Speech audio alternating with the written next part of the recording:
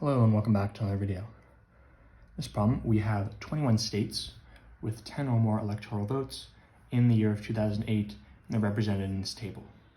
We're asked, based off the table, what was the median number of electoral votes for 21 states?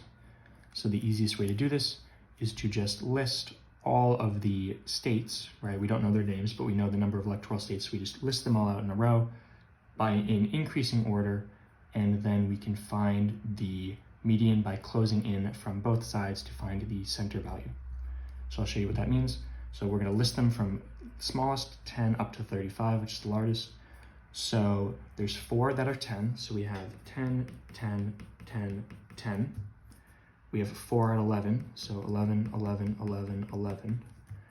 Only 1 12, only 1 13. We have 3 at 15. So 15, 15, 15.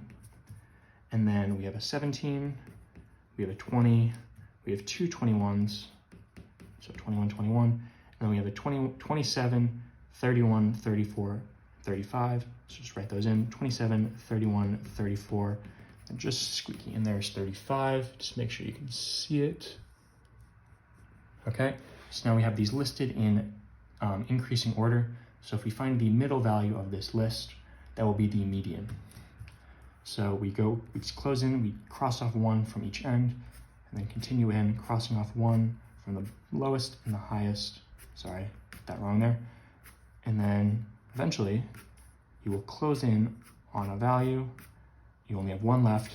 This one is 15, which means 15, or B, is going to be your final answer. As always, thank you for liking and subscribing, and I'll see you in the next video.